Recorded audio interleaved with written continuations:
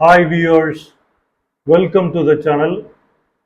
இந்த வீடியோல ஒரு திரைப்படம், அதில் இடம்பெற்றுள்ள 2 பாடல்கள், அதில் சம்பந்தப்பட்ட கலைஞர்கள், அது படமாக்கப்பட்ட இடம், அதுக்கு பின்னாடி இருக்கிற ஒரு வரலாற்று சம்பவங்கள், அதுக்கு பின்னாடி இருக்கிற ஆன்மீக விஷயங்கள், இதெல்லாம் தான் இந்த வீடியோல பார்க்க போறோம். இந்த சேனலை நீங்க சப்ஸ்கிரைப் பண்ணலன்னா சப்ஸ்கிரைப் பண்ணிடுங்க. பெல் ஐக்கானை கிளிக் பண்ணீங்கன்னா நோட்டிபிகேஷன் வரும். வாங்க நிகழ்ச்சிக்குள்ள போலாம். நம்ம பார்க்க போற இந்த திரைப்படத்தை இயக்கினவர் மணிரத்னம், படம் பேரு தளபதி, சூப்பர் ஸ்டார் ரஜினிகாந்த், மம்முட்டி நடித்த மாபெரும் ஒரு கலை காவியம் தான் தளபதி.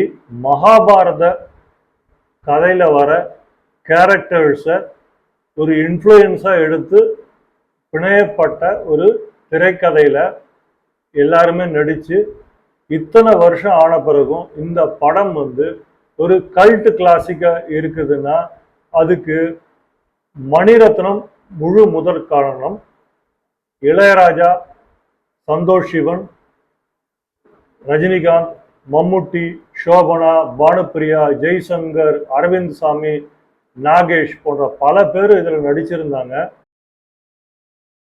இந்த படத்துல ராக்கம்மா கையத்தட்டு அப்படிங்கிற ஒரு பாடல் சூப்பர் டூப்பர் ஹிட்டான ஒரு பாட்டு. இன்றளவும் நம்ம நினைச்சு பார்க்கக்கூடிய ஒரு பாட்டு. இந்த பாட்டு எங்க படமாகி இருப்பாங்கன்னா கர்நாடகா மாநிலத்துல மெலுகோட் ராயகோபுரா அப்படிங்கிற ஒரு இடத்துல தான் இதை படமாக்கி இருப்பாங்க.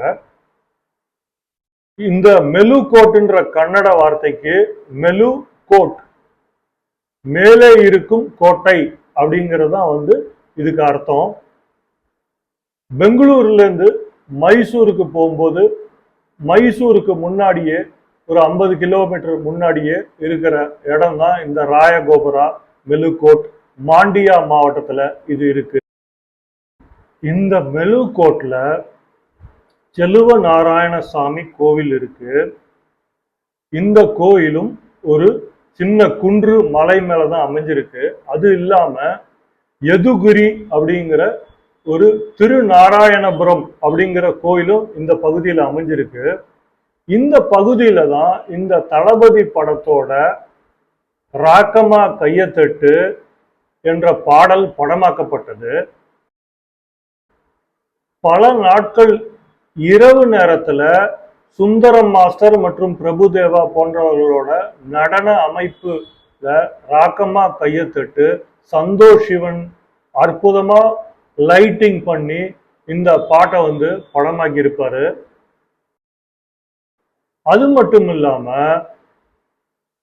திருநாராயணபுரம் அப்படின்னு சொல்ற இந்த மெலுகோட்ல இருக்கிற இந்த திருநாராயணபுரம் இந்த பகுதியில 12ஆம் நூற்றாண்டுல இருந்த ராமானுஜாச்சாரியார், வைஷ்ணவ மதத்தை தோற்றுவித்த ராமானுஜாச்சாரியார் இங்க 14 வருஷம் தங்கினதா வரலாற்று எவிடன்சஸ் சொல்லுது.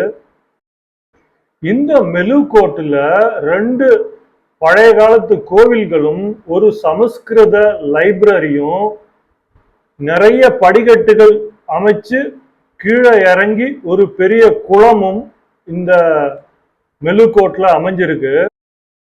இந்த படிக்கட்டு குளம் இந்த மெலுகோட்ல இருக்கிற இந்த பகுதியில தான் தளபதி படத்தோட ஒரு முக்கியமான காட்சியெல்லாம் எடுத்திருப்பாங்க. படிக்கட்டுல சோபனா உட்காந்துட்டு இருப்பாங்க. ரஜினிகாந்த் அவர்கள் இறங்கி டயலாக் பேசுற சீன் எல்லாம் சுந்தரி கண்ணால் ஒரு செய்தி பாட்டுக்கு முன்னாடியே அந்த வர சீன்ஸ் எல்லாமே இந்த படிக்கட்டு குளம் இந்த இடத்துல தான் படமாக்கி இருப்பாங்க. சென்ன கேசவா கோவில்ன்ற ஒரு வைஷ்ணவ கோயில் இருக்கு. இது மைசூர்ல சோமநாதபுரம் அப்படிங்கிற ஒரு ஏரியால அமைஞ்சிருக்கு. இது ஒரு வைஷ்ணவ திருத்தலமாகும். இந்த சென்ன கேசவா கோவில், இந்த வைஷ்ணவ கோவில் காவிரி ஆற்று கரையில் அமைஞ்சிருக்கு. இந்த கோவில்ல அட்டகாசமான லைட்டிங் பண்ணி சுந்தரி கண்ணால் ஒரு சேதிங்கிற தளபதி படத்தோட ஒரு பாட்டை வந்து படமாக்கியிருப்பாங்க. நைட் எஃபெக்ட், லைட் எஃபெக்ட்ல ரொம்ப பியூட்டிஃபுல்லா இருக்கும். சுந்தரி ஒரு கண்ணால் சேதி பாட்டுக்கு வேற ஒரு, இந்த பாட்டுல வேற ஒரு காட்சி அமைப்பு இருக்கும். அதுல